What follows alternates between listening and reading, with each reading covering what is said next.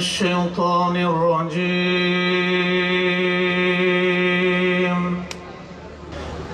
بسم الله الرحمن الرحيم فاذكروني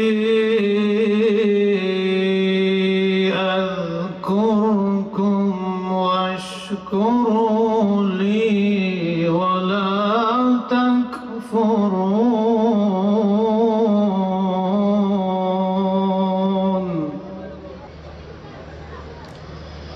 إن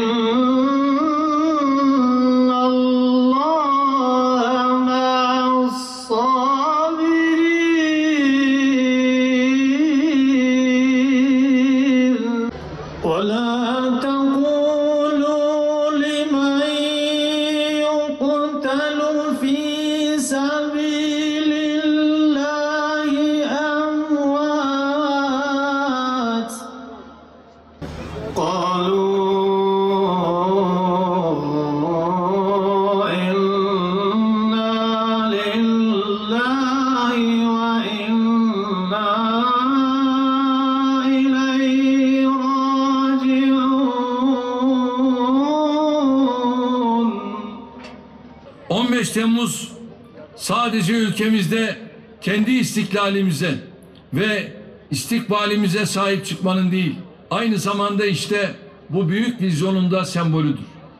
Tabii her husus gibi bu gerçekte görmek isteyen gözler, duymak isteyen kulaklar, konuşmak isteyen diller, kavramak isteyen zihinler, sevinçle çarpmak isteyen kalpler, umutla dolmak isteyen gönüller için geçerlidir.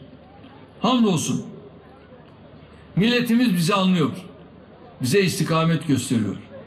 Ey bizleri 15 Temmuz gecesinde milletçe büyük bir felaketten, büyük bir badireden kurtaran Yüce Rabbimiz, sana sonsuz hamdü senalar ediyoruz. Hamdimizi, şükrümüzü dergah-ı ilahiyede kabul ve karin eyle ya Rabbi.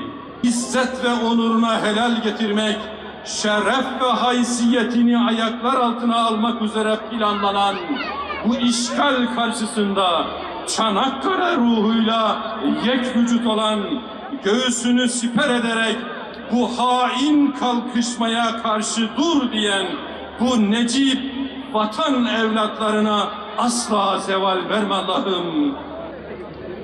Menfur 15 Temmuz darbe girişiminin üzerinden 5 yıl geçti. 15 Temmuz'u iyi anlayalım. Bakın 15 Temmuz günü Kıbrıs'ta binlerce, 6.000, 7.000 olduğu söyleniyor, İngiliz askeri hazır Fethiye'yi işgal etmek üzere hazırlık yapıyor. Yani şunu unutmayınız, 15 Temmuz bir Sevr provasıydı. Milli mücadele nedeniyle Sevr'i gerçekleştiremeyen Ehli Salip ne demek biliyor musunuz? Haçlı demek, Haçlı.